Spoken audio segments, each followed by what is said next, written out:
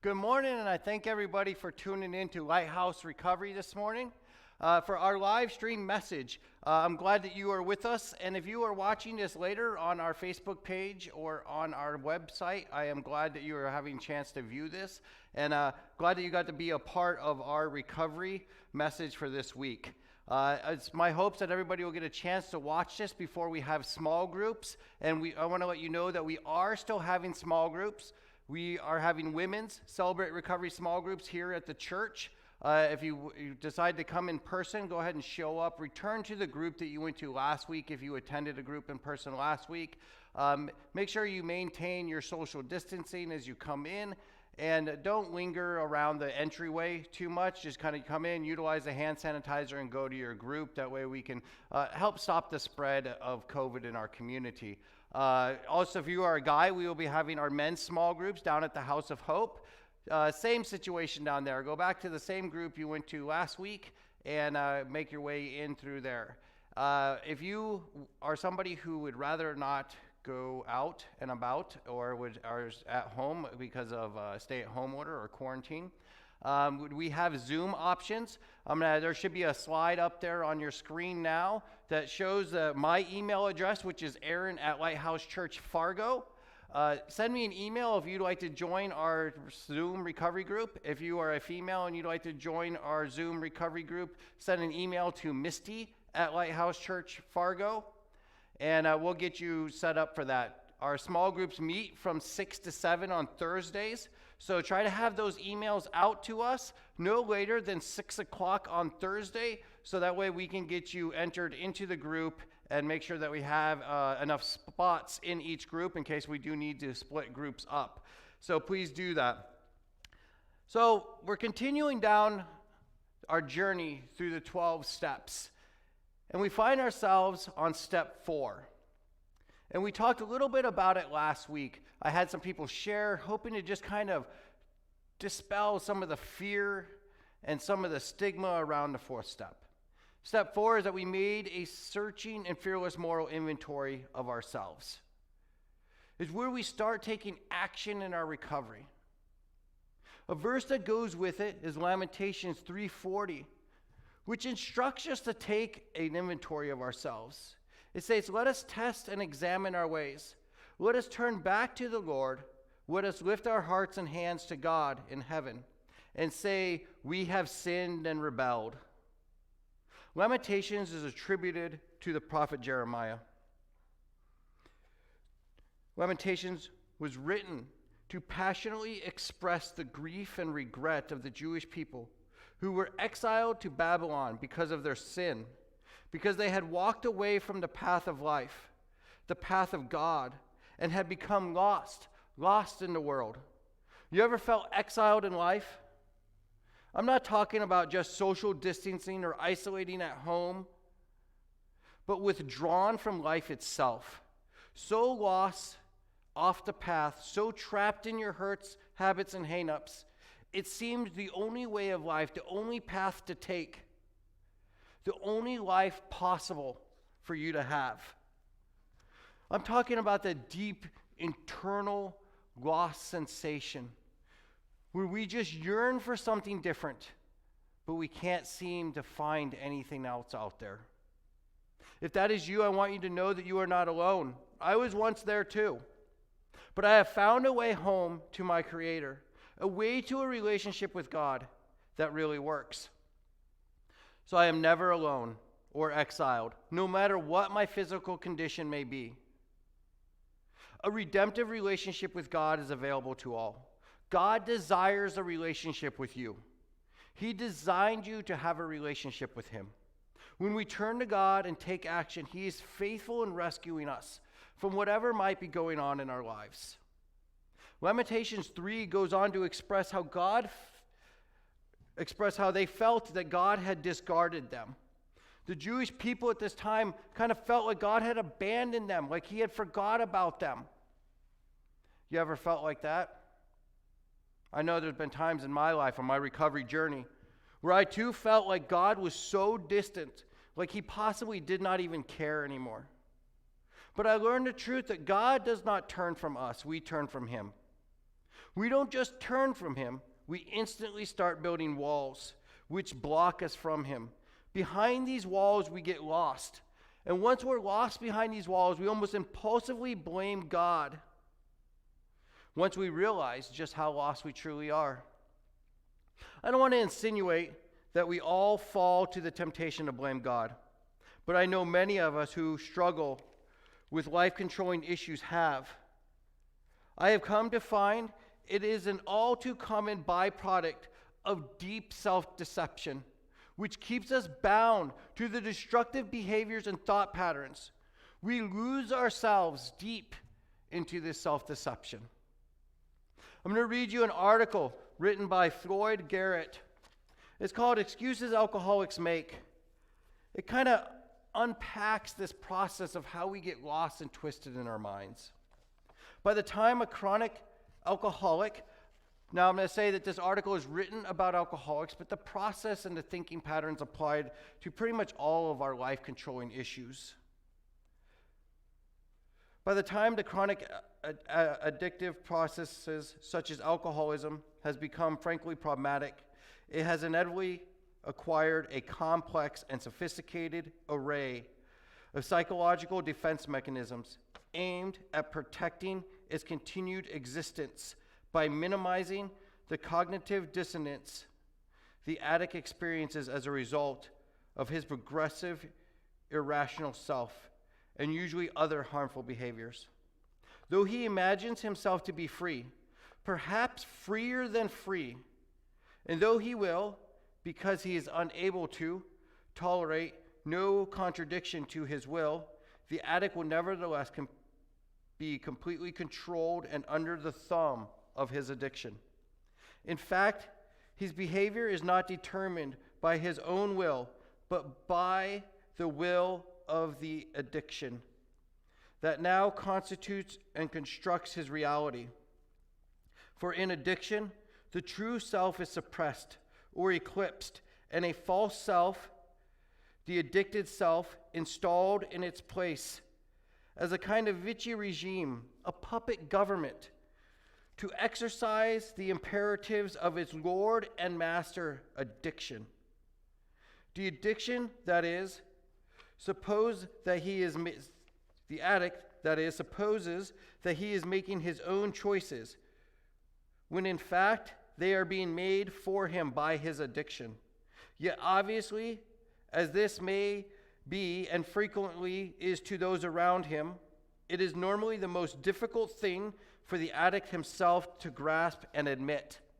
Everyone around us knows that we're having problems. They know that we are struggling, but we can never seem to see it ourselves. The will of the addict is a blind biology process that is endlessly questing for gratification and satisfaction, regardless of the consequences to the individual himself. Though such satiation and gratification may be temporarily obtained, they are inherently short-lived. Indeed, self-undermining states that are quickly followed by a return to the original distress. The addict purchases an all too brief remission from his dysphoria being that bad feeling we experience, at the cost of added misery on the other side. Addiction is thus a kind of deal with the devil.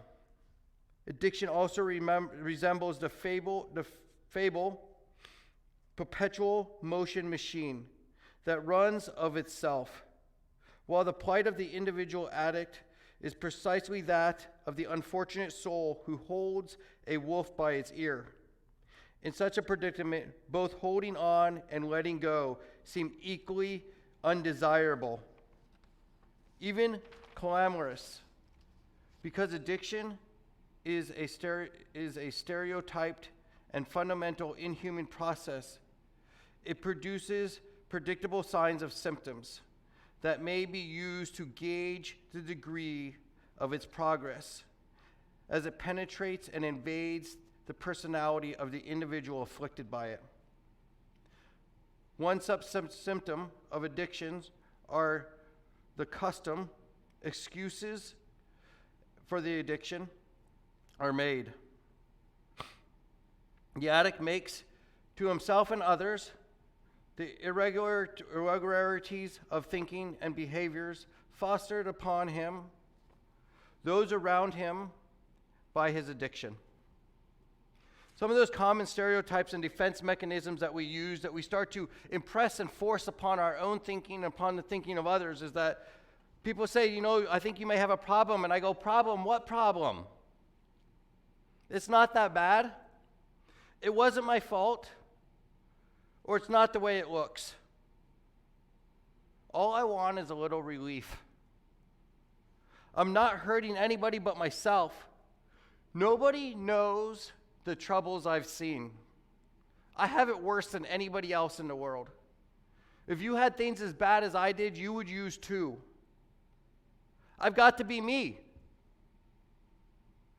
You knew I was this way when you married me. I have to drink and drug. It's part of what I do for work. You're not so pure yourself. Trust me, I know what I am doing. I can stop anytime I want to. I'm not nearly as bad as other people. I have to drink or drug to drown my sorrows. Now is not a good time to stop. There's these things in my life that have to happen before I can stop. Nobody's going to tell me what to do. I'm my own person. I make my own decisions. Look at all what I've done for you, and this is how you thank me? I don't have the time or the money to get sober right now.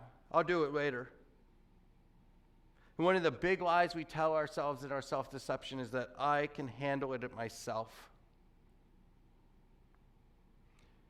If we are to recover and live a life of freedom as God designed us to, we must rid ourselves of such thinking. We must get rid of these excuses. We must purge them from our thought processes. But how are we to do so? How can my destructive thinking fix itself? Well, it can't. That's the truth. It can't. About 2,000 years ago, the Apostle Paul made a similar declaration to the human condition, attributing the mental twist of the alcoholic that was described in the article I just read to the whole of humanity's struggle with sin in Romans 7, starting in verse 14. I'm going to read that to you now. Paul realized that the trouble is with me, for I am all too human, a slave to sin. I don't really understand myself, for I want to do what is right, but I don't do it. Instead, I do what I hate. But if I know that what I am doing is wrong, this shows that I agree with the law is good. So I am not the one doing wrong. It is sin living in me that does it. And I know that nothing good lives in me. This is in my sinful nature. I want to do what is right, but I can't. I want to do what is good, but I don't. I don't want to do what is wrong, but I do it anyways. But if I do what I don't want to do, I am not really the one doing wrong. It is sin living in me that does it. I have discovered this principle of life, that when I want to do what is right, I inevitably do what is wrong. I love God's law with all my heart, but there is another power within me that is at war with my mind. This power makes me a slave to the sin that is still within me. Oh, what a miserable person I am. Who will free me from this life that is dominated by sin and death? Thank God. The answer is in Jesus Christ, our Lord.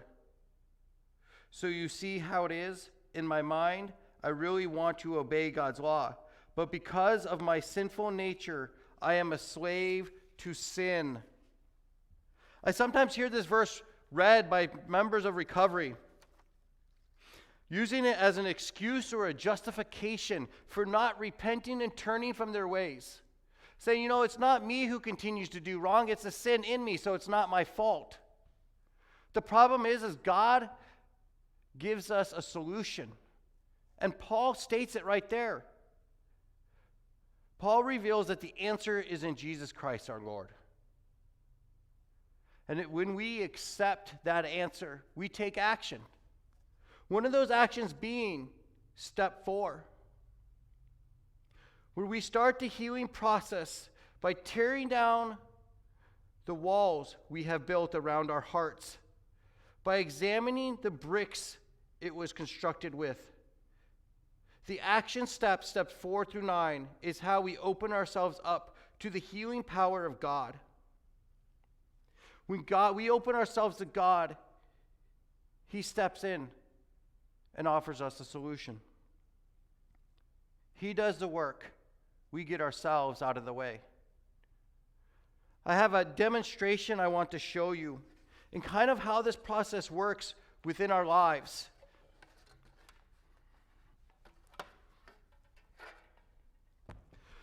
So we often don't realize it, but as we go through life at a very young age, we interact with other people, stuff happens, life happens, and we start building ideas, concepts, and resentments. We might start a resentment with our friends as a kid, and it becomes a little brick in the walls between us and God. Why did we build it? Well, he ratted me out to my parents. Doesn't really matter how trivial it was or how little the consequences were.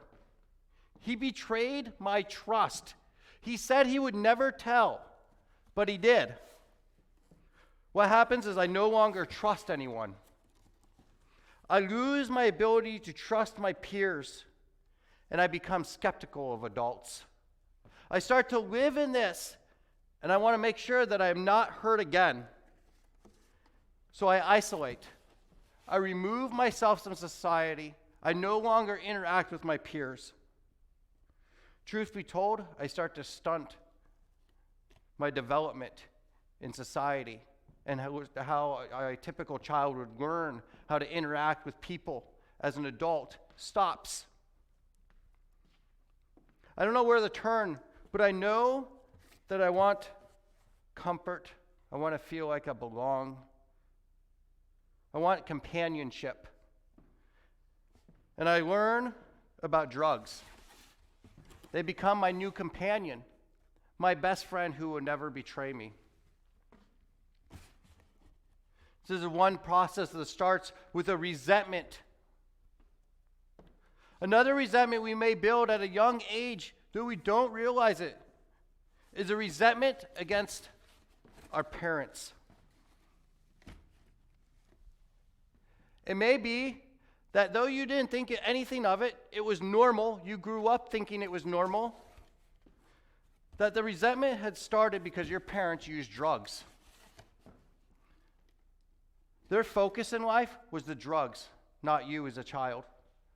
You wanted to go and play in the park, but they couldn't. They had to meet their friends to pick up drugs.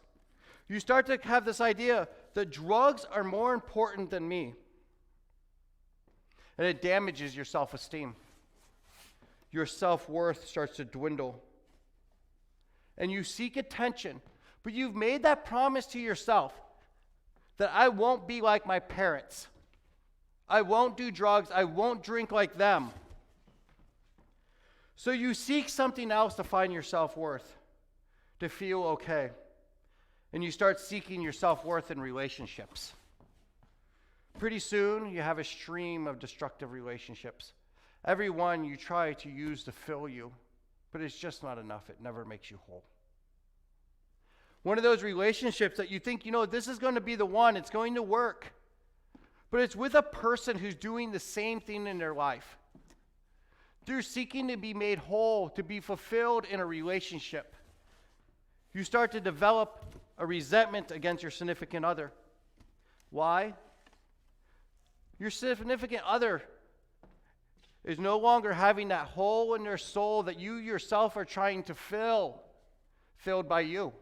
The newness wears off, and they cheat on you. And you're left wondering what happened This was going to be the one that fixed me. This was going to be the solution. But you vow that this will never happen to you again. You will never have that happen to you again. And what happens is a fear develops. A fear of being cheated on. Though you don't realize it at the time. It's just a messed up situation. You're young. But what actually happens is internally, you grow suspicious in all of your relationships. You become jealous and controlling in your next relationships. You start damaging others in relationships with them because you're going to make sure at any cost that you have control of the situation, that you cannot be hurt again. You start to move on in life and you get a job. You've gone to college for 4 years. You've been at the job for 5 years, working as hard as you possibly can. But you don't seem to be going anywhere. And you start to build a resentment against your boss. There was a promotion that came up, available within your organization.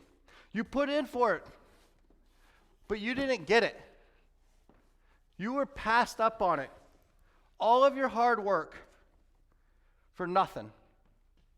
And that resentment builds against it. And out of that resentment, you start to become bitter, deceitful, and hostile. Not just against your boss, but against your coworkers and the person who got the raise. You start to do things that you thought you would never do because you're going to make sure that the next time that there's a promotion, you're going to get it. Something inside of you starts to realize that, you know what, there's something wrong with me. You don't realize that there's a wall been built between you and God because you're so far behind it, you're almost lost. But you're hurting inside.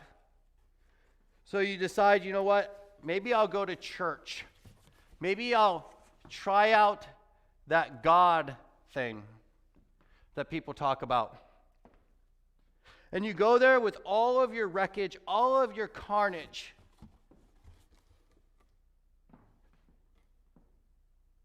And all you want is a fast solution. But what you find is that you feel judged. You thought it was supposed to be a safe place, a judgment-free zone. The truth is, it doesn't matter if that you just felt judged or if you were judged. You start to build a wall between you and not just the church, but between God.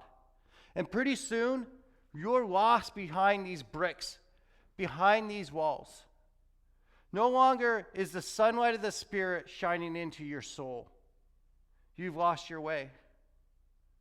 Now in this lost area, I realize I am lost, and I blame God. And in my desperation, it usually takes extreme desperation, that we cry out to God, yet still blaming Him, but yet we still, for some reason, ask for help. The gift of desperation does something for us which nothing else can. And we come to the rooms of recovery, and a process has to start. The process of taking down this wall. The first 3 steps kind of open us up to the process, and step 4 is where we start to take the action to tear down these walls that have been built over us over a lifetime. And I start to disassemble them in the 4th step.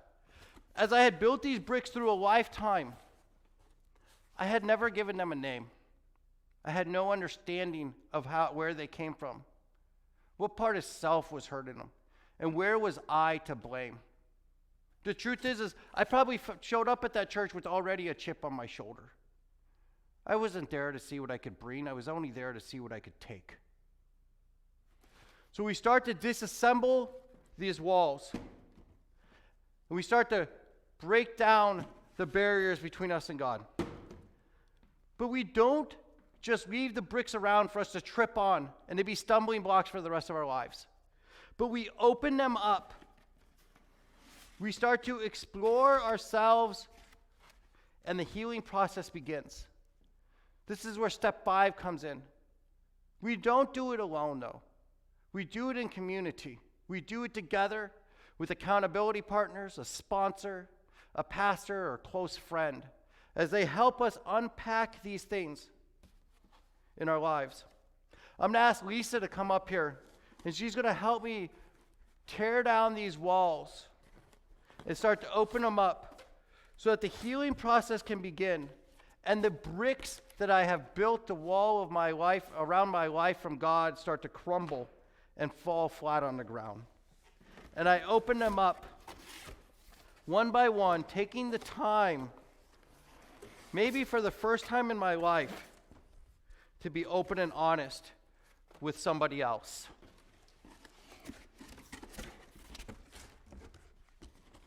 The process of recovery is just that. It is a process. And it takes time for us to tear down these walls. And it takes time and action and diligence for us to recover from these hurts of our lives.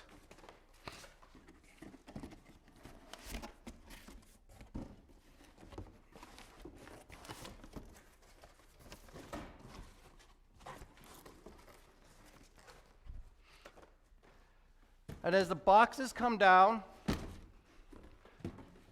all of a sudden, I have opened myself up to God. Opened myself up to a new relationship. A relationship that is unhindered by these things that I have for so long worshiped, idolized, and allowed to play God in my life.